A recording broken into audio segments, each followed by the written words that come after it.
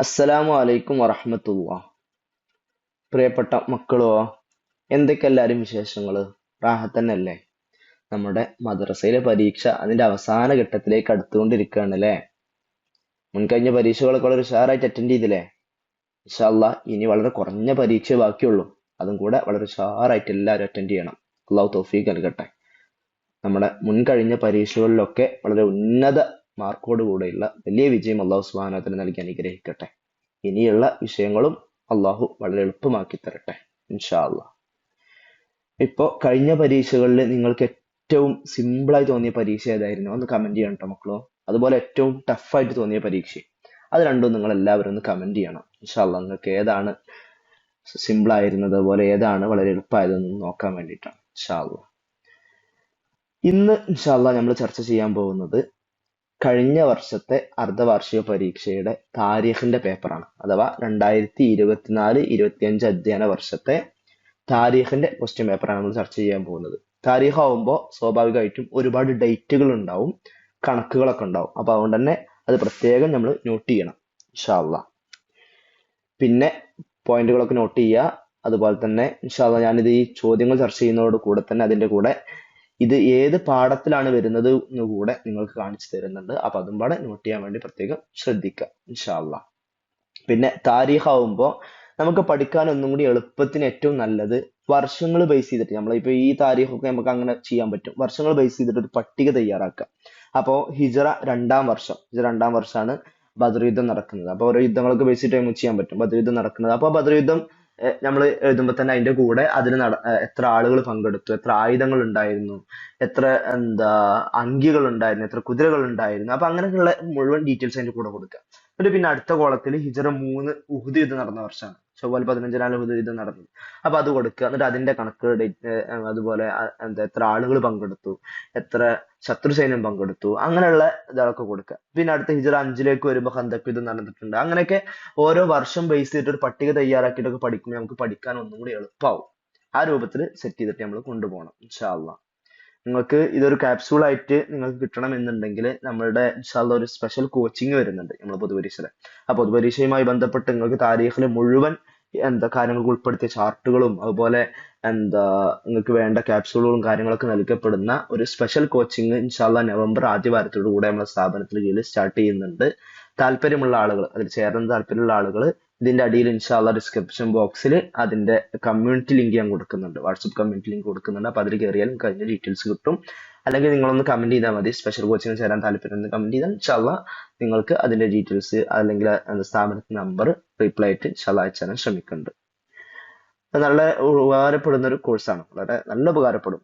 Full ടെസ്റ്റുകളും weekly ടെസ്റ്റുകൾ, monthly ടെസ്റ്റുകൾ, മോക്ക് ടെസ്റ്റുകളൊക്കെ ആയിട്ട് നിങ്ങൾ ഫുൾ എൻഗേജഡ് ആയിരിക്കും. നിങ്ങളൊരു പൊതുപരീക്ഷ വിദ്യാർത്ഥിയാണെന്ന് നിങ്ങൾക്ക് തോന്നും. ആ രൂപത്തിലുള്ള ഒരു സ്പെഷ്യൽ കോച്ചിങ് ആണ് ഇൻഷാ അള്ളാഹ് സ്ഥാപനം ഉദ്ദേശിച്ചിട്ടുള്ളത്. അതിൽ താല്പര്യമുള്ളവരൊക്കെ അതിന് ചേരാൻ ശ്രമിക്കാം ഇൻഷാ അള്ളാഹ്. എന്തായാലും നമുക്ക് പെട്ടെന്ന് നമ്മളെ ക്വസ്റ്റ്യൻ പേപ്പർ ഡിസ്കഷൻ കിടക്കാം.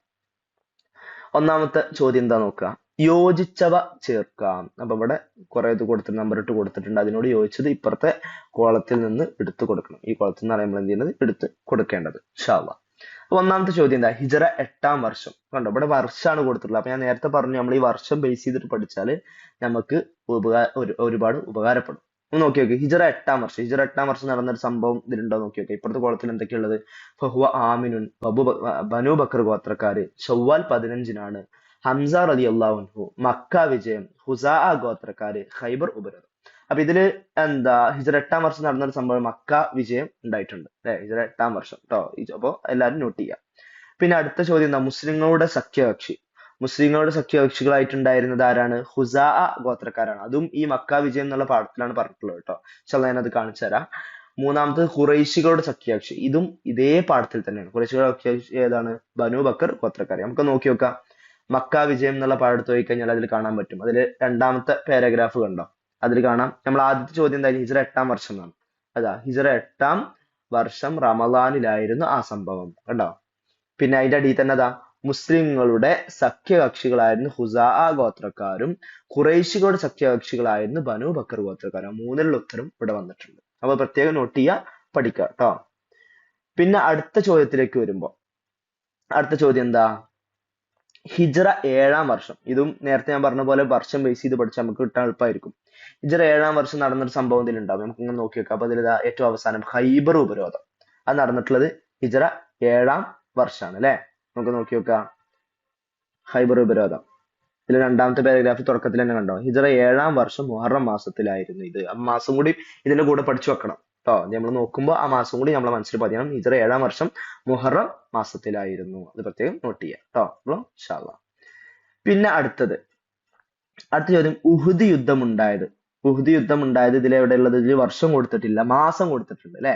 ഷവ്വാൽ 15-നായിരുന്നു അല്ലെ. ഹിജ്റ 3-ന് ഷവ്വാൽ 15-നായിരുന്നല്ലോ ഉഹുദ് യുദ്ധം നടന്നത്. നമുക്ക് നോക്കി വെക്കാം. പടത്തിലെ അവസാന ഭാഗത്താണ് പറഞ്ഞിട്ടുള്ളത്. എന്താ അവസാന ഭാഗത്ത് കണ്ടോ, ഹിജ്റ 3-ാം വർഷം ഷവ്വാൽ മാസം 15-നാണ് ഉഹുദ് യുദ്ധം ഉണ്ടായത്. കണ്ടോ, ഹിജ്റ 3-ാം വർഷം ഷവ്വാൽ മാസം 15-ന്. അപ്പൊ എല്ലാരും നോട്ട് ചെയ്യാട്ടോ, ഹിജ്റ 3-ാം വർഷം. ഓക്കെ, പ്രത്യേകം നോട്ട് ചെയ്ത് വെക്കാം കേട്ടോ മക്കളോ. ഇൻഷാ അല്ലാഹ്. ഇനി അടുത്ത എന്താ, ഉഹുദിൽ ഷഹീദായി. ഇതിൽ കണക്കുകൾ കൊടുത്തിട്ടില്ല, ഉഹുദിൽ ഷഹീദായ ആളുകളുടെ എണ്ണം ഉണ്ട് അവിടെ. ഷവമ്പാട നമുക്ക് ഇതിന്റെ കൂടെ പഠിക്കണം. ഇവിടെ പറഞ്ഞിട്ടുള്ള ബഹുമാനപ്പെട്ട ഹംസ റളിയല്ലാഹു അൻഹു ഉഹുദിലാണ് ഷഹീദായിട്ടുള്ളത്. നമുക്ക് ആ പാഠത്ത് നോക്കി വെക്കാം. പാഠത്തിൽ ഇപ്പൊ നമ്മൾ പറഞ്ഞതിന്റെ അതേ ഭാഗത്ത് തന്നെയാണ്. ഏറ്റവും മുകളിലത്തെ വരി നോക്കി, നബി സല്ലല്ലാഹു അലൈഹി വസല്ലമ തങ്ങളുടെ പിതൃവ്യൻ ഹംസ റളിയല്ലാഹു അൻഹു ഉൾപ്പെടെ 70 സ്വഹാബികൾ ഉഹുദിൽ ഷഹീദായി. അവിടെ നമുക്ക് വേണ്ടത് ഹംസ റളിയല്ലാഹു അൻഹു എന്നുള്ളതാണ്. അവിടെ നമുക്ക് ഇപ്പുറത്തെ കോളത്തിൽ എടുത്ത് എഴുതാൻ കൊടുത്തിട്ടുള്ളത്. അതോടുകൂടെ തന്നെ ഇതും പാടെ നോട്ട് ചെയ്യുക. 70 സ്വഹാബികൾ എന്ത് ചെയ്തിട്ടുണ്ട്? ഉഹുദിൽ ഷഹീദായിട്ടുണ്ട്. അതുമ്പാടെ ഇതിന്റെ കൂടെ നോട്ട് ചെയ്യാൻ ശ്രദ്ധിക്കുക കേട്ടോ മക്കളോ. ഇൻഷാ അല്ലാഹ്. ഇനി അടുത്ത ചോദ്യം, വമൻ അഗ്ലഖ അലൈഹി ബാബഹു. ഇവിടെ അതിനോട് ചോദിച്ച ഏതാ വന്നിട്ടുള്ളത്? ഫഹുവ ആമിനുൻ. കണ്ടോ ഏറ്റവും മുകളിൽ, അത് മക്ക വിജയത്തിന്റെ പാഠത്തിലാണ് വന്നിട്ടുള്ളത്. നബി സ്വല്ലല്ലാഹു അലൈഹി വസല്ലം തങ്ങൾ മക്കയിലേക്ക് എത്തുന്നതിന് മുമ്പായിട്ട് അബൂ സുഫിയാൻ റളിയല്ലാഹു അൻഹുവിനോട് വിളിച്ചു പറയാൻ പറഞ്ഞതായിരുന്നല്ലോ. ഇതാ കണ്ടോ, വമൻ ദഖല ദാറ അബി സുഫിയാന ഫഹുവ ആമിനുൻ, വമൻ ദഖലൽ മസ്ജിദ ഫഹുവ ആമിനുൻ വമൻ അഗ്ലഖ അലൈഹി ബാബഹു ഫഹുവ ആമിനുൻ. അവിടെ അവസാനത്തെ ഭാഗമാണ് നമ്മൾ ഇതിൽ എടുത്തു കൊടുത്തിട്ടുള്ളത്. വമൻ അഗ്ലഖ അലൈഹി ബാബഹു ഫഹുവ ആമിനുൻ. അപ്പൊ അത് മുഴുവൻ പഠിക്കണം കേട്ടോ. വമൻ ദഖല ദാറ അബി സുഫിയാന ഫഹുവ ആമിനുൻ അവിടെ തൊട്ടിട്ട് അവസാനം വരെ പഠിക്കണം, അതിന്റെ അർത്ഥവും പഠിക്കണം. പിന്നെ അതേപോലെ നമ്മൾ കിതാബിൽ വരുന്ന എല്ലാ ആയത്തുകളും അതുപോലെ ഹദീസുകൾ, അങ്ങനെയുമായി ബന്ധപ്പെട്ട അറബി വചനങ്ങൾ, ഇതൊക്കെ നമ്മൾ പഠിക്കണം. അതിന്റെ അർത്ഥങ്ങളും നമ്മൾ എന്ത് ചെയ്യണം? നമ്മൾ പഠിക്കുകയും വേണം കേട്ടോ മക്കളോ. ഇൻഷാ അല്ലാഹ് പരീക്ഷ ഒരുപാട് ഉപകാരപ്പെടും. ഇനി നമുക്ക് അടുത്ത് നോക്കി വെക്കാം. എണ്ണം എഴുതാൻ. രണ്ടാമത്തത് എണ്ണം എഴുതാം. ഇത് പരീക്ഷയ്ക്ക് പലപ്പോഴും വരാറുള്ളതാണ്, എണ്ണം എഴുതാൻ വേണ്ടിയിട്ട്. അപ്പൊ ഒരുപാട് എണ്ണങ്ങൾ നമ്മൾ പാഠത്തിൽ പറയാം. ഞാൻ പറഞ്ഞല്ലോ മുമ്പ്, ഓരോ യുദ്ധങ്ങളുമായി ബന്ധപ്പെട്ട് അതിൽ പങ്കെടുത്ത ആളുകൾ, അതിൽ പങ്കെടുത്ത കുതിരകളുടെ എണ്ണം, ഒട്ടകങ്ങളുടെ എണ്ണം, അങ്കികളുടെ എണ്ണം, അങ്ങനെ പലതും ചോദിക്കും. അപ്പൊ അതുകൊണ്ട് തന്നെ എണ്ണം നമ്മൾ എപ്പോഴും നോട്ട് ചെയ്യണം. എന്താ ഒന്നാമത്തെ ചോദ്യം? ബദറിൽ ശത്രുപക്ഷത്ത് ഉണ്ടായിരുന്ന അങ്കികൾ. ബദറിൽ ശത്രുപക്ഷത്ത് ഉണ്ടായിരുന്ന അങ്കികൾ നമുക്ക് എത്ര എണ്ണം നോക്കി വെക്കാം? ബദർ യുദ്ധവുമായി ബന്ധപ്പെട്ട പാഠത്ത് നോക്കി കഴിഞ്ഞാൽ നമുക്ക് കാണാൻ പറ്റും. അതിൽ കണ്ടോ, അവർക്ക് 200 കുതിരകളും 700 ഒട്ടങ്ങളും 600 അങ്കികളുമാണ് ഉണ്ടായിരുന്നത്. ഉണ്ടോ, 600 അങ്കികൾ. അപ്പൊ ഇതുമാണ് അതിന്റെ കൂടെ പഠിച്ചു വെക്കണം. 200 കുതിരകൾ, അവർക്ക് തന്നെ ശത്രുക്കൾക്ക് ഉദ്ദേശിച്ചത്. 200 കുതിര, 700 ഒട്ടകങ്ങള്, 600 അങ്കികള്. അപ്പൊ ഇത് മാത്രം പഠിച്ചാൽ പോരട്ടോ, അതുമ്പാടെ കൂടെ ഉള്ളതുമ്പാടെ പഠിക്കണം. അത് ആ ക്വസ്റ്റ്യൻ പേപ്പർ തന്നെ അല്ലല്ലേ നമുക്ക് വരിക. അപ്പൊ അതുമ്പാടെ അതിന്റെ കൂടെ പഠിക്കാം. രണ്ടാമത്തെ ചോദ്യം എന്താ? ഖൈബറിൽ യഹൂദികളിൽ നിന്ന് കൊല്ലപ്പെട്ടവർ. ഖൈബർ യുദ്ധത്തിൽ യഹൂദികളിൽ നിന്ന് കൊല്ലപ്പെട്ടവർ. ഇതും അതിന്റെ തൊട്ട് ശേഷമുള്ള ചോദ്യം നോക്കി വെക്കും. ഖൈബറിൽ സ്വഹാബികളിൽ നിന്ന് ഷഹീദായവർ. ഈ രണ്ട് ചോദ്യങ്ങൾ വളരെ അടുത്തടുത്താണ് വരുന്നത്. യഹൂദികൾ കൊല്ലപ്പെട്ടവരും സ്വഹാബികൾ ഷഹീദായവർ. നമുക്ക് നോക്കി വെക്കാം. ഖൈബറിന്റെ പാടത്ത് നോക്കി കഴിഞ്ഞാൽ നമുക്ക് കാണാൻ പറ്റും. നോക്കൂ, അവസാനം കണ്ടോ, അവരിൽ നിന്ന് 93 പേർ കൊല്ലപ്പെട്ടു. ആ യഹൂദികളിൽ നിന്ന് 93 പേരാണ് കൊല്ലപ്പെട്ടത്. ഇത് നോട്ട് ചെയ്യട്ടെ, സംഖ്യ നോട്ട് ചെയ്യുക, 93 പേർ. അതുപോലെ സ്വഹാബികളിൽ നിന്ന് 15 പേർ ഷഹീദായി. അപ്പൊ രണ്ടിനുള്ള ഉത്തരവായി, വളരെ അടുത്തടുത്ത വന്നിട്ടുള്ളത്. രണ്ടും നോട്ട് ചെയ്ത് പഠിച്ചു വെക്കുക കേട്ടോ. ഓക്കെ. പിന്നെ അടുത്ത ചോദ്യം എന്താ? ഖന്തക്കിൽ കിടങ്ങ് കീറിയ സ്വഹാബികളുടെ എണ്ണം. ഖന്തക്കിൽ എത്ര സ്വഹാബികളാണ് കിടങ്ങ് കീറാൻ പങ്കെടുത്തിട്ടുള്ളത്? ആ ചോദ്യമാണ് അടുത്തായിട്ട് വന്നിട്ടുള്ളത്. നമുക്ക് നോക്കി വെക്കാം. ഖന്തക്ക് യുദ്ധം അല്ലെ, അത് ഈ പുസ്തകം കുറച്ച് പഴയ പുസ്തകമാണ്. അപ്പൊ അതുകൊണ്ട് തന്നെ പാഠത്തിന്റെ പേര് മാറ്റുണ്ട്. നമ്മളതിലുണ്ടാവുക പ്രതിരോധ കിടങ്ങ് എന്നുള്ള പാഠമാണ് കേട്ടോ, 4ാമത്തെ പാഠം. തിരുവല്ലാ ഉപദേശം എന്നുള്ളത് മുമ്പത്തെ പുസ്തകമാണ്, അതുകൊണ്ടാണ് കേട്ടോ. അപ്പൊ അത് എല്ലാവരും ഒന്ന് നോട്ട് ചെയ്യാം. നമ്മൾ ചോദിച്ചത് എന്താണ്? എത്ര ആളുകളാണ് കിടങ്ങ് കീറാൻ വേണ്ടിയിട്ട് പങ്കെടുത്തത്. എത്ര ആളുകളാണ്? അവർ 3000 പേരുണ്ടായിരുന്നു. സഹാബികൾ മൊത്തം 3000 പേരാണ് കിടങ്ങ് കീറാൻ വേണ്ടിയിട്ട് പങ്കെടുത്തിട്ടുള്ളത്. ഖന്തക്ക് ഇതൊക്കെ പാടൊക്കെ വായിച്ചു പഠിക്കണം കേട്ടോ, എല്ലാ പാടും വായിച്ചു പഠിക്കണം. അഞ്ചാമത്തെ എന്താ? ഉഹുദിൽ ശത്രുക്കളിൽ നിന്ന് കൊല്ലപ്പെട്ടവർ. ഉഹുദ് യുദ്ധത്തിൽ ശത്രുക്കളിൽ നിന്ന് എത്ര ആളുകളാണ് കൊല്ലപ്പെട്ടിട്ടുള്ളത്? നമ്മൾ മുമ്പ് പറഞ്ഞ അതേ ഭാഗത്ത് തന്നെ, നമ്മൾ മുമ്പ് ചർച്ച ചെയ്ത ഒരു ഭാഗം തന്നെയാണ്. ആ ഭാഗത്ത് തന്നെ കൊടുത്തിട്ടുണ്ട് കണ്ടോ, ഇവിടെ തന്നെ. ഉഹുദിൽ എത്ര ശത്രുക്കൾ കൊല്ലപ്പെട്ടത്? അവസാനം കണ്ടോ, ശത്രുക്കളിൽ നിന്ന് 23 പേർ കൊല്ലപ്പെട്ടു. കണ്ടോ, ശത്രുക്കളിൽ നിന്ന് 23 പേർ കൊല്ലപ്പെട്ടു. അപ്പൊ പ്രത്യേകം നോട്ട് ചെയ്യാം കേട്ടോ. കണക്കുകൾ നല്ലോണം നോട്ട് ചെയ്യണം. എല്ലാ കണക്കുകളും നമ്മൾ നോട്ട് ചെയ്ത് പഠിക്കണം കേട്ടോ. അതൊരു മറ്റൊരു പേപ്പറിലേക്ക് എഴുതിയെടുത്ത് പഠിക്കുമ്പോൾ നമുക്ക് പഠിക്കാൻ ഒന്നും കൂടി സിമ്പിൾ ആവും കേട്ടോ. ആ രൂപത്തിൽ എല്ലാവരും പഠിക്കാൻ ശ്രമിക്കാം ഇൻഷാ അല്ലാഹ്. ഇനി നമുക്ക് അടുത്ത ചോദ്യം, മൂന്നാമത്തെ ചോദ്യം എന്താ? പൂർത്തിയാക്കാം. ഒന്നെന്താ? ഉഹുദിൽ നബി സല്ലല്ലാഹു അലൈഹി വസല്ലമ തങ്ങളുടെ ശിരസിന് മുറിവേൽക്കുകയും ഡാഷ്. ഈ പൂർത്തിയാക്കാം എന്നുള്ളത് പഠിക്കുമ്പോഴേ കിതാബിലുള്ളത് തന്നെ നമ്മൾ എഴുതണം, എന്നാലേ നമുക്ക് മാർക്ക് കിട്ടുള്ളൂ. അല്ലാതെ നമ്മള് അതുപോലെ സമാനമായത് നമ്മൾ പഠിച്ചിട്ട് നമ്മൾ അത് എഴുതിയാലേ നമുക്ക് മാർക്ക് കിട്ടില്ല. അപ്പൊ കിതാബിലുള്ള തന്നെ നമ്മൾ എന്ത് ചെയ്യണം? പഠിക്കണം. അപ്പൊ അത് കിട്ടണം എന്നുണ്ടെങ്കിൽ നമ്മൾ കിതാബ് മുഴുവൻ നമ്മൾ കാണാതെ പഠിക്കല് നമുക്ക് ചെറിയ പ്രയാസമൊക്കെ ഉണ്ടാവും. അപ്പൊ നമ്മൾ എന്ത് ചെയ്താൽ മതി? നല്ലോണം വായിക്കുക, പാഠങ്ങൾ നല്ലോണം വായിക്കുക, അതിലുള്ള പോയിന്റുകൾ പഠിക്കുക, ബാക്കിലുള്ള ചോദ്യങ്ങൾ പഠിക്കുക. എന്നാൽ തന്നെ നമുക്ക് സിമ്പിൾ ആയിട്ട് പരീക്ഷയ്ക്ക് നല്ല മാർക്ക് സ്കോർ ചെയ്യാൻ കഴിയും. അപ്പൊ നല്ലോണം പഠിക്കണം. അപ്പൊ ഇത് നല്ലോണം പാഠങ്ങൾ വായിച്ചാലേ ഏത് ഭാഗത്ത് വന്നാലും നമുക്ക് കൊടുക്കാൻ കഴിയുള്ളൂ, പിന്നെ ഉത്തരം എഴുതാൻ കഴിയുള്ളൂ കേട്ടോ. അതെന്തായാലും നോക്കിയേക്കാം. ഉഹുദിൽ നബി സല്ലല്ലാഹു അലൈഹി വസല്ലമ തങ്ങളുടെ ശിരസിന് മുറിവേൽക്കുകയും ഡാഷ്. അപ്പൊ നമ്മൾ പറഞ്ഞ ആ ഭാഗത്ത് തന്നെയാണ് കണ്ടോ. ഇവിടെ നബി സല്ലല്ലാഹു അലൈഹി വസല്ലമ തങ്ങളുടെ ശിരസിന് മുറിവേൽക്കുകയും മുൻപല്ല് പൊട്ടുകയും ചെയ്തു. ഇത് ഉഹുദ് യുദ്ധത്തിലാണ്, അതുകൊണ്ടാണ് ഉഹുദിൽ നിന്ന് കൊടുത്തത് അവിടെ കേട്ടോ. നബി സല്ലല്ലാഹു അലൈഹി വസല്ലമ തങ്ങളുടെ ശിരസിന് മുറിവേൽക്കുകയും മുൻപല്ല് പൊട്ടുകയും ചെയ്തു. അപ്പൊ ഇത് പാഠം മുഴുവൻ വായിക്കണം, എല്ലാ പാഠവും ശരി വായിക്കണം, എന്നാലേ ഇത് നമുക്ക് പെട്ടെന്ന് എഴുതാൻ കഴിയുള്ളൂ. അപ്പൊ അവസാന ഭാഗം അവിടെ ഉള്ളത് എന്താണോ, ആ മുൻപല്ല് പൊട്ടുകയും എന്നുള്ളത് അങ്ങനെ തന്നെ എഴുതണം കേട്ടോ. അടുത്തത്, അബൂജഹലിനെ പോലുള്ള ശത്രു പ്രമുഖരുടെ നിലപാടാണ് ബദർ യുദ്ധം. ബദർ യുദ്ധവുമായി ബന്ധപ്പെട്ട പാഠത്തിലാണ്. അപ്പൊ നമുക്ക് അതിന് മനസ്സിലായി അല്ലെ? ബദർ യുദ്ധത്തിന്റെ പാഠം നമുക്ക് എടുത്ത് നോക്കി വെക്കാം. അവിടെ രണ്ടാമത്തെ പാരഗ്രാഫിൽ നോക്കി വെക്കും. അബൂജഹലിനെ പോലുള്ള ശത്രു പ്രമുഖരുടെ നിലപാടാണ് യുദ്ധം അനിവാര്യമാക്കിയത്. കണ്ടോ, അബൂജഹലിനെ പോലുള്ള ശത്രു പ്രമുഖരുടെ നിലപാടാണ് യുദ്ധം അനിവാര്യമാക്കിയത്. അപ്പൊ അത് നോട്ട് ചെയ്ത് വെക്കുക കേട്ടോ. പിന്നെ അടുത്തത്, ശത്രുക്കൾ സംഘടിതമായി വന്നതിനാൽ ഖന്തഖിന് ഡാഷ്. ബാക്കി എന്താ?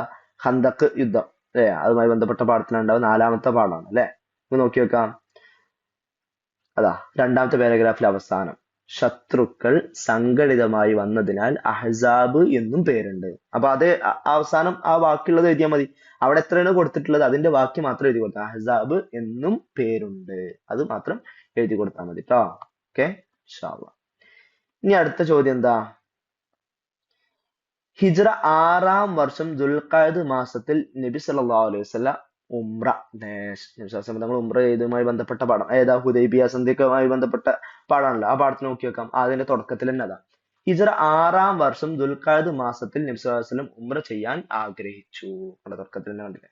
അപ്പൊ അത് അവസാന ഭാഗത്ത് നബി സല്ലല്ലാഹു അലൈഹി വസല്ലം ഉംറ ഡാഷ് വന്നത്. അപ്പൊ ചെയ്യാൻ ആഗ്രഹിച്ചു, അത് മാത്രം എഴുതിയാൽ മതി, ഈ ഭാഗം മാത്രം എഴുതിയാൽ മതി നമ്മൾ. ഓക്കെ, അപ്പൊ അങ്ങനെ ബാക്കിയുള്ള ഭാഗം പൂർത്തീകരിക്കുകയാണ് ചെയ്യേണ്ടത് കേട്ടോ. അടുത്ത നോക്കി, ഹിജ്റ 2-ാം വർഷം സഫർ മാസത്തിലാണ് പ്രതിരോധത്തിനുള്ള ഡാഷ്. അത് ഫസ്റ്റ് പാഠത്തിന്റെ അവസാന ഭാഗത്താണ് അതുള്ളത്. നോക്കി, ഹിജ്റ 2-ാം വർഷം സഫർ മാസത്തിലാണ് പ്രതിരോധത്തിനുള്ള അനുവാദം ലഭിച്ചത്. അപ്പൊ അനുവാദം ലഭിച്ചത് എന്നുള്ളത് മാത്രം മതി, പ്രതിരോധത്തിനുള്ള അനുവാദം ലഭിച്ചത്. അപ്പൊ അങ്ങനെ പൂർത്തിയാക്കാൻ പല ഭാഗത്തുനിന്ന് വരും. ഇത് ഏതാണെന്നുള്ളത് നമുക്ക് ഒരിക്കലും പ്രിഡിക്റ്റ് ചെയ്യാൻ കഴിയൂല, പല ഭാഗത്തുനിന്നാണ് വരും. അപ്പൊ പാഠം നല്ലോണം വായിക്കണം, എന്നാ പിന്നെ നമുക്ക് കുറച്ചും വായിക്കുമ്പോൾ ബാക്കി ഇതാണ് അതിന്റെ ബാക്കി നമുക്ക് കിട്ടും. അപ്പൊ അത് നല്ലോണം ശ്രദ്ധിക്കണം കേട്ടോ ഇൻഷാ അല്ലാഹ്. ഇനി അടുത്തത്, ഉത്തരം എഴുതാം. കൃത്യമായിട്ട് ഉത്തരം എഴുതണം കേട്ടോ. ഒന്നാമത്തെ എന്താ? മക്കയിൽ നിന്ന് എത്ര മൈൽ അകലെയാണ് ഹുദൈബിയ? ഹുദൈബിയ എന്ന് പറയുമ്പോൾ അപ്പൊ ഹുദൈബിയ സന്ധിയുമായി ബന്ധപ്പെട്ട പാഠത്തിലാണ്, നമുക്ക് മനസ്സിലായി. നമുക്ക് അത് നോക്കി വെക്കാം. ആ പാഠം നോക്കി വെക്കും. അതിൽ രണ്ടാമത്തെ പാരഗ്രാഫിലാണ്, നബിയും സഹാബികളും മക്കയിൽ നിന്ന് 50 മൈൽ അകലെയുള്ള ഹുദൈബിയയിൽ ഇറങ്ങി. അപ്പൊ എന്ത് മനസ്സിലായി? ഹുദൈബിയ മക്കയിൽ നിന്ന് 50 മൈൽ അകലെയാണ്. കണ്ടോ, 50 മൈൽ അകലെയാണ്. ഓക്കെ, അടുത്ത ചോദ്യം എന്താ? ഖൈബറിൽ നബി സല്ലല്ലാഹു അലൈഹി വസല്ലമ തങ്ങളെയും സ്വഹാബികളെയും കണ്ട് യഹൂദികൾ എന്ത് ചെയ്തു? ഖൈബറിൽ നബി സല്ലല്ലാഹു അലൈഹി വസല്ലമ തങ്ങൾ ഒരു പ്രഭാതത്തിലാണ് എത്തുന്നത് അല്ലെ? അവര് ഒരിക്കലും പ്രതീക്ഷിക്കാത്തൊരു സമയമായിരുന്നു.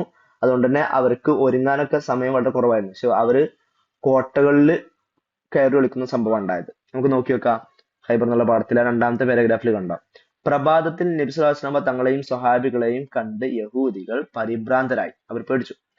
അവരുടെ കോട്ടകളിൽ അഭയം തേടി മുസ്ലിങ്ങൾക്ക് നേരെ അമ്പെയ്ത് കൊണ്ടിരുന്നു. അവർ കോട്ടകളിൽ കയറി ഉള്ളിൽ കയറിയിട്ട് എന്ത് ചെയ്തു? മുസ്ലിങ്ങൾക്ക് നേരെ അമ്പെയ്യുകയാണ് ഉണ്ടായത്. പ്രത്യേകം നോട്ട് ചെയ്ത് പഠിക്കുക കേട്ടോ.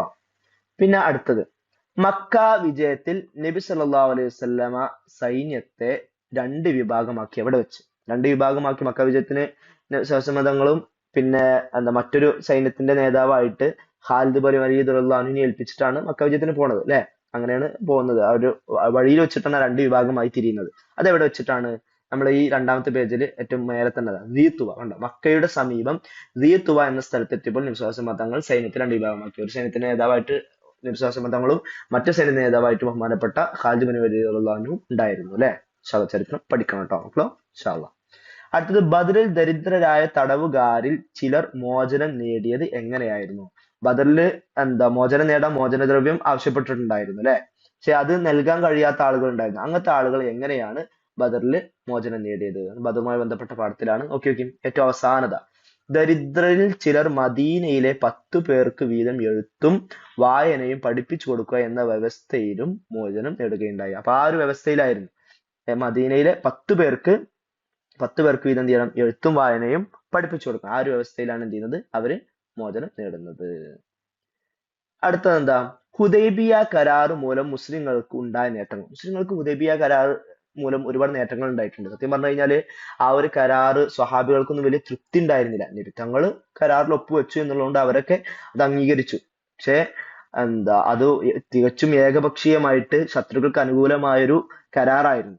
എന്താണ് ആ കരാറിൽ ഉണ്ടായിരുന്ന അതുകൊണ്ടുണ്ടായ നമുക്കുണ്ടായ ഉപകാരങ്ങൾ എന്തൊക്കെയെന്നുള്ളതാണ് ചോദിച്ചിട്ടുള്ളത്. ആ കരാറിൽ എന്തൊക്കെയെന്നുള്ളത് അടുത്ത ചോദ്യം വരുന്നുണ്ട്, അവിടെ നമുക്ക് ചർച്ച ചെയ്യാം. അത് അവസാന ഭാഗത്ത്. ഹുദൈബിയ കരാർ മൂലം മുസ്ലിങ്ങൾക്ക് നിരവധി നേട്ടങ്ങൾ ഉണ്ടായിട്ടുണ്ട്. അവർക്ക് നിർഭയം ഖുറൈശികളുമായി ഇടകലരാനും അവരെ ഇസ്ലാമിലേക്ക് ക്ഷണിക്കാനും കഴിഞ്ഞു. അത് കാരണമായി നിരവധി പേർ ഇസ്ലാം മതം സ്വീകരിക്കുകയും ചെയ്തു. നമുക്ക് ഏറ്റവും പ്രധാനം തന്നെയല്ലേ ആളുകൾ മുസ്ലിം ആവുക എന്നുള്ളതാണല്ലോ. ആ ഒരു ഉപകാരം നമുക്ക് ആ ഒരു കരാർ മൂലം ലഭിക്കുക ഉണ്ടായി. പിന്നെ അടുത്തത്, വ്യക്തമാക്കാൻ രണ്ട് കാര്യങ്ങൾ വ്യക്തമാക്കാൻ പറ്റുള്ളൂ. രണ്ടെണ്ണം വ്യക്തമാക്കണം. എന്താണ്? ഹുദൈബിയ കരാറിലെ വ്യവസ്ഥകൾ, ഹുദൈബിയ സന്ധിയിലെ ആ ഒരു വ്യവസ്ഥകൾ ആണ് എന്ത് ചെയ്തിട്ടുള്ളത്? വെളിവാക്കാൻ പറഞ്ഞിട്ടുള്ളത്. നമുക്ക് നോക്കി വെക്കാം എന്തൊക്കെയാണ്. അതാണ് ഇപ്പൊ നമ്മൾ പറഞ്ഞത് തൊട്ട് മേലെ തന്നെതാ. മുസ്ലിങ്ങൾ ഇപ്പോൾ മക്കയിൽ പ്രവേശിക്കരുത്, മദീനയിലേക്ക് തന്നെ മടങ്ങുക, അടുത്ത വർഷം ഉംറ നിർവഹിക്കാം, 10 വർഷം പരസ്പര യുദ്ധം പാടില്ല എന്നിവ സന്ധി വ്യവസ്ഥയിൽപ്പെട്ടതാണ്. അപ്പൊ ഇതിൽ നിന്ന് രണ്ടെണ്ണം എടുത്ത് എഴുതാനാണ് പറഞ്ഞിട്ടുള്ളത്. അപ്പൊ ഇത് ഫുള്ള് അവർക്ക് അനുകൂലമായ രൂപത്തിലായിരുന്നു വെച്ചിരുന്നത്. അപ്പൊ നബി സ്വല്ലല്ലാഹു അലൈഹി വസല്ലം തങ്ങൾ പറഞ്ഞു ഇതിന്റെ ഇത് നമുക്ക് പിന്നീട് മനസ്സിലാവും എന്നുള്ളത് പറഞ്ഞ പ്രകാരം നമുക്ക് ഒരുപാട് ഉപകാരമൊക്കെ ഉണ്ടായിട്ടുണ്ട്. ഇത് നമ്മൾ പഠിക്കുന്നതോട് കൂടെ തന്നെ ഇതിന്റെ കൂടെ അതിന്റെ അടിയിൽ തൊട്ടടിയിൽ അടയപ്പെടുത്തിയാണ് ഉംറത്തുൽ ഖളാ. ഒരുപാട് പഠിച്ചു വെക്കണം. ഈ ഒരു കരാർ അനുസരിച്ച്, ഹുദൈബിയ സന്ധി അനുസരിച്ച്, അതിലെ വ്യവസ്ഥ അനുസരിച്ച് അടുത്ത വർഷം നബിയും സഹാബത്തും ഉംറ നിർവഹിച്ചു. അതിനാണ് ഉംറത്തുൽ ഖളാ എന്ന് പറയുന്നത്. അതും പാടെ നോട്ട് ചെയ്യണം കേട്ടോ. പല പരീക്ഷകൾക്കും അത് വരാറുണ്ട്. പിന്നെ ഈ പാഠത്തിൽ നോട്ട് ചെയ്യേണ്ടത് ഉസ്മാൻ റളിയല്ലാഹു അൻഹുവിനെയാണ് വിശ്വാസ തങ്ങൾ അങ്ങോട്ട് നമ്മൾ കാര്യങ്ങളൊക്കെ സംസാരിക്കാൻ വേണ്ടി പറഞ്ഞു വെച്ചത്. അതുമായി ബന്ധപ്പെട്ട ചറ്റും കാര്യങ്ങളൊക്കെ എന്ത് ചെയ്യണം? നോട്ട് ചെയ്ത് പഠിക്കണം കേട്ടോ. വിശാലമായിട്ട് പറയാൻ സമയം കുറവാണ്. ഇൻഷാ അല്ലാഹ്.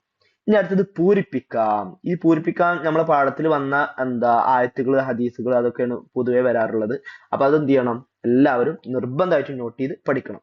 ഇത് മക്ക വിജയവുമായി ബന്ധപ്പെട്ട പാഠത്തിൽ അവസാന ഭാഗത്തിന് വിശ്വാസമതങ്ങൾ മക്ക കീഴടക്കിയതിനു ശേഷം പറഞ്ഞില്ലേ, വഖുൽ ജാ അൽ ഹഖു വസഹഖൽ ബാത്തിലു ഇന്നൽ ബാത്തില കാന സഹൂഖാ. കണ്ടോ? അപ്പൊ ഇങ്ങനെയുള്ള ആയത്തുകൾ, ഹദീസുകൾ, അതിന്റെ അർത്ഥങ്ങളും പാടെ നമ്മൾ എന്ത് ചെയ്യണം? കൂട്ടത്തിൽ പഠിച്ച് എടുക്കണം. ഇൻഷാ അല്ലാഹ്. നമ്മൾ ചർച്ച ചെയ്തത് 2024-25 വർഷത്തെ പേപ്പറാണ്. നല്ല 23-24 അധ്യയന വർഷത്തെ പേപ്പറാണ്. ഇപ്പൊ നമ്മൾ ചർച്ച ചെയ്ത പേപ്പറിന്റെ തൊട്ട് മുമ്പത്തെ വർഷത്തെ ക്വസ്റ്റ്യൻ പേപ്പറാണ് നമ്മൾ ചർച്ച ചെയ്യുന്നത്. ഈ ക്വസ്റ്റ്യൻ പേപ്പർ നോക്കിക്കഴിഞ്ഞാൽ ഇപ്പൊ നമ്മൾ തൊട്ട് മുമ്പ് ചർച്ച ചെയ്ത ക്വസ്റ്റ്യൻ പേപ്പറിലുള്ള ഏകദേശം ഒരുപാട് ക്വസ്റ്റ്യനുകൾ ഇതിൽ വന്നിട്ടുണ്ട്. അതുകൊണ്ട് തന്നെ നമ്മൾ അതിൽ പറഞ്ഞ കാര്യങ്ങൾ തന്നെ ഇതിൽ പറയുന്നില്ല. എന്നാലും ചെറിയ നിലക്ക് ഇങ്ങനെ പറഞ്ഞു പോവാണ്. പിന്നെ പറയാത്തത് ഇൻഷാ അല്ലാഹ് പാഠത്തിൽ എവിടെയെന്നുള്ളത് ഇൻഷാ അല്ലാഹ് നിങ്ങൾക്ക് കാണിച്ചു തരും കേട്ടോ. അത് നല്ല ശ്രദ്ധിച്ചിരിക്കുക. അതിൽ പറയാത്ത ക്വസ്റ്റ്യനുകൾ ഇതിൽ വരും. അത് പ്രത്യേകം നോട്ട് ചെയ്യും ചെയ്യാം കേട്ടോ.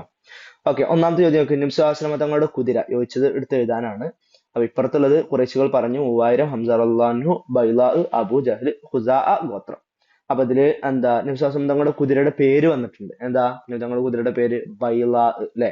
നമ്മളെ മക്ക വിജയം എന്നുള്ള പാഠത്തിൽ അത് പറഞ്ഞിട്ടുണ്ട്. അവിടെ ചുവപ്പ് നിറത്തിൽ അടയാളപ്പെടുത്തിയിട്ടുണ്ട്. ബൈലാ കണ്ടാറ് അല്ലെ? ബൈലാ. അബ്ബാസ് റളിയല്ലാഹു അൻഹു നബി സ്വല്ലല്ലാഹു അലൈഹി വസല്ലമയുടെ നബി സ്വല്ലല്ലാഹു അലൈഹി വസല്ലം തങ്ങളുടെ ബൈല എന്ന കുതിരപ്പുറത്ത് കയറി എന്ന് പറയുന്നുണ്ടല്ലോ, എന്നിട്ട് പോയി വിളിച്ചു പറഞ്ഞ സംഭവം കാര്യങ്ങളൊക്കെ ഉണ്ടല്ലോ. ഓക്കെ.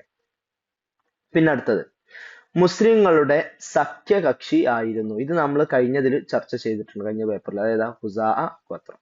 പിന്നെ അടുത്ത എന്താ, നീ തവാഫ് ചെയ്യുക, മറ്റാരെയും അനുവദിക്കുകയില്ല.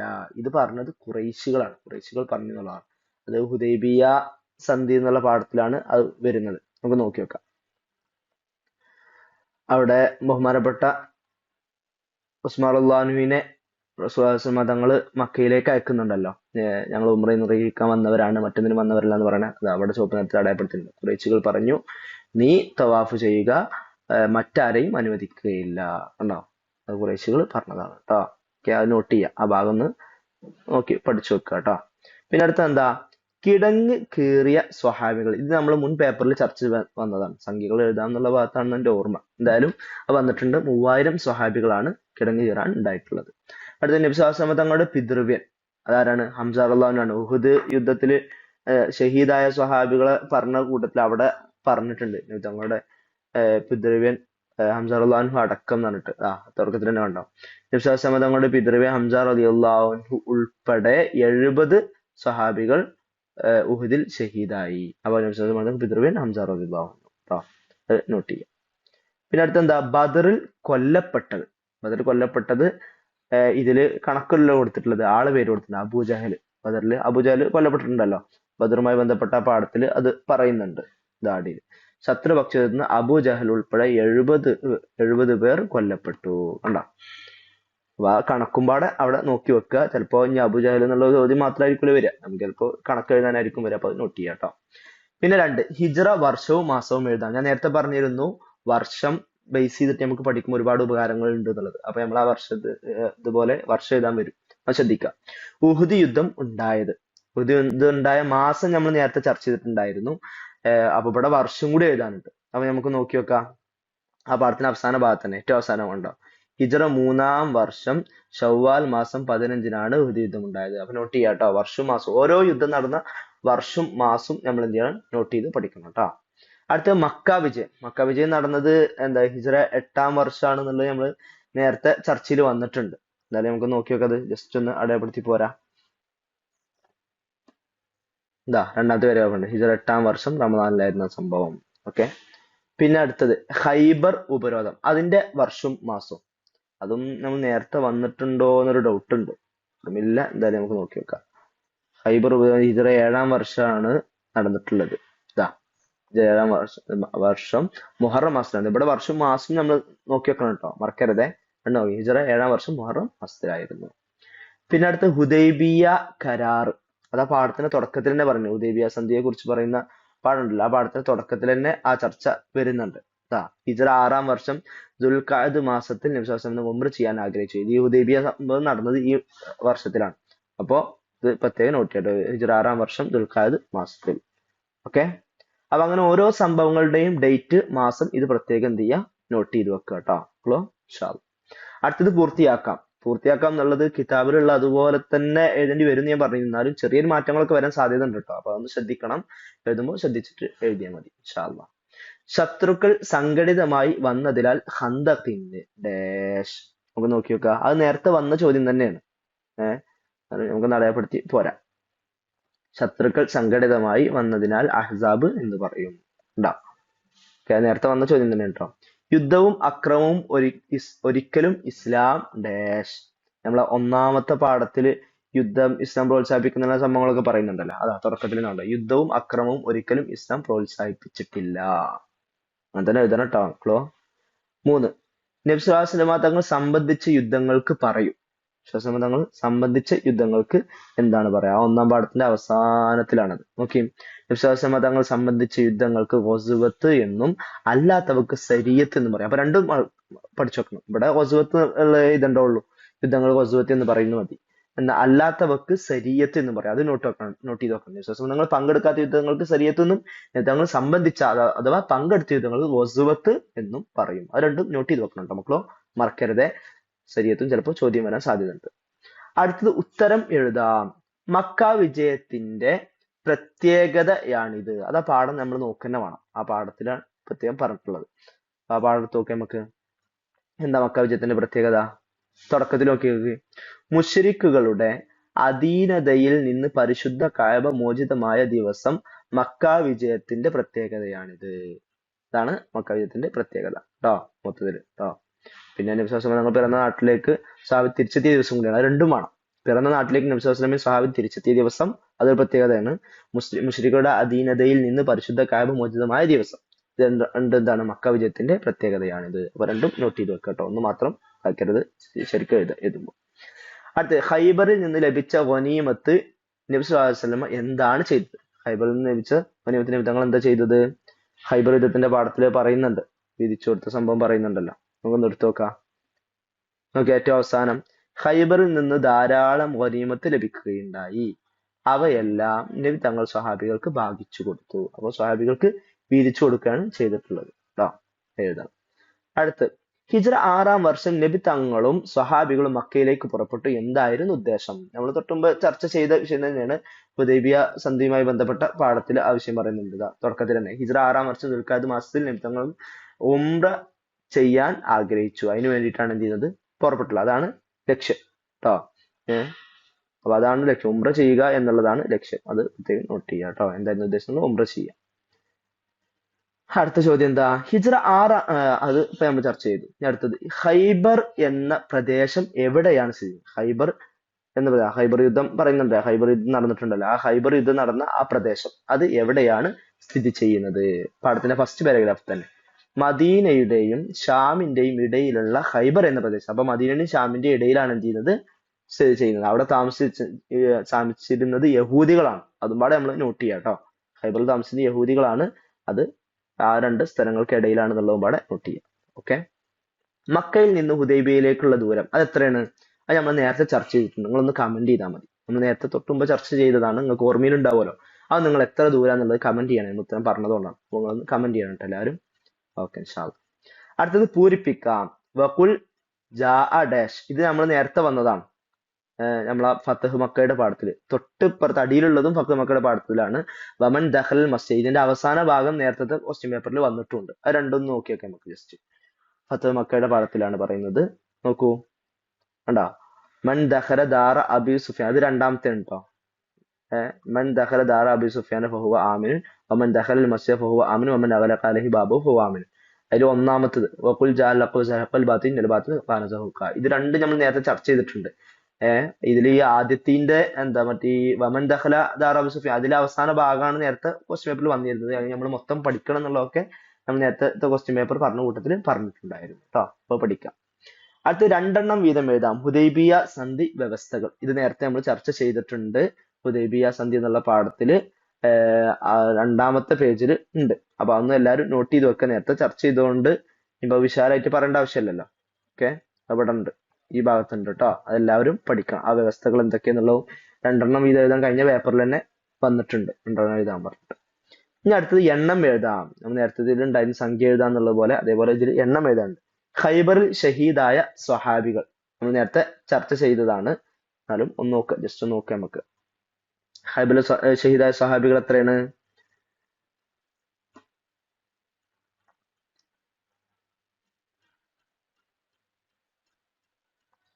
അല്ല, സ്വഹാബികളിൽ നിന്ന് 15 പേർ ഷഹീദായി. ഓക്കെ. അടുത്ത ചോദ്യം എന്താ? ഉഹുദിൽ ഷഹീദായ സ്വഹാബികൾ. ഉഹുദിൽ എത്ര സ്വഹാബികളാണ് ഷഹീദായിട്ടുള്ളത്? ഉഹുദ് യുദ്ധത്തിന്റെ പാഠം എടുത്ത് നോക്കിയാൽ അതിൽ നമുക്ക് കാണാൻ പറ്റും. സ്വഹാബികളിൽ നിന്ന് 14 പേർ ഷഹീദായി. കണ്ടോ? 14 പേർ ഷഹീദായി. സോറി, അത് ബദറിലാണ് കേട്ടോ. ഉഹുദ് ഇതല്ലേ നമ്മളെ ചർച്ച. എത്ര? ഇതാ, നബി സല്ലല്ലാഹു പിതൃവൻ ഹംസ റളിയല്ലാഹു അൻഹു ഉൾപ്പെടെ 70 സ്വഹാബികൾ ഉഹുദിൽ ഷഹീദായി. കണ്ടോ? അത് നോട്ട് ചെയ്യാം കേട്ടോ. ഓക്കെ. പിന്നെ ഉഹുദിൽ മുസ്ലിം പക്ഷത്ത് നിന്ന് വഴിയിൽ വെച്ച് മടങ്ങിയവർ. ഇതൊരു പുതിയ ക്വസ്റ്റ്യൻ. ഇത് നമ്മൾ കഴിഞ്ഞതിൽ വന്നിട്ടില്ല. ആ ഒരു പുതിയ ക്വസ്റ്റ്യൻ, അതുകൊണ്ട് പ്രത്യേകം നോട്ട് ചെയ്യണം. ഓക്കെ. ആ ഉഹുദ് യുദ്ധത്തിന്റെ പാഠത്തിന്റെ തുടക്കത്തിൽ രണ്ടാമത്തെ പാരഗ്രാഫിൽ മുസ്ലിം പക്ഷത്ത് നിന്ന് 1000 പേർ ഉണ്ടായിരുന്നെങ്കിലും വഴിയിൽ വെച്ച് 300 പേർ മടങ്ങി. 300 പേരാണ് മടങ്ങിയിട്ടുള്ളത്. അത് പ്രത്യേകം നോട്ട് ചെയ്യണം കേട്ടോ. അപ്പൊ പാഠം നല്ലോണം വായിക്കണം. അത് ഇതൊക്കെ നമുക്ക് കൃത്യമായിട്ട് കിട്ടും. ഉഹുദിൽ ശത്രുക്കളിൽ നിന്ന് കൊല്ലപ്പെട്ടവർ. ഉഹുദ് യുദ്ധത്തിൽ ശത്രുക്കളിൽ നിന്ന് എത്ര ആളുകളാണ് കൊല്ലപ്പെട്ടിട്ടുള്ളത്? നമ്മൾ ആ പാഠത്തിൽ രണ്ടാമത്തെ പേജിലാണ് ചർച്ച വരുന്നത്. ഓക്കെ. ശത്രുക്കളിൽ നിന്ന് 23 പേർ കൊല്ലപ്പെട്ടു. കണ്ടോ, ശത്രുക്കളിൽ നിന്ന് 23 പേർ കൊല്ലപ്പെട്ടു. ഓക്കെ, നെക്സ്റ്റ് അടുത്തത് അവസാനത്തെ ചോദ്യം. ബദറിൽ സ്വഹാബികളിൽ ഷഹീദായി, ബദറിൽ സ്വഹാബികളിൽ നിന്ന് എത്ര ആളുകളാണ് ഷഹീദായിട്ടുള്ളത്? ബദറിൽ എത്ര ആളുകളാണ് ഷഹീദായിട്ടുള്ളത്? ഓക്കെ നോക്കാം, അവസാന ഭാഗത്താണ് അത് പറഞ്ഞിട്ടുള്ളത്.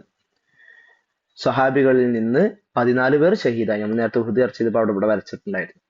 ഇത്ര സ്വഹാബികൾ 14 പേർ ഷഹീദായിട്ടുണ്ട് ബദറിൽ കേട്ടോ, 14 പേര്.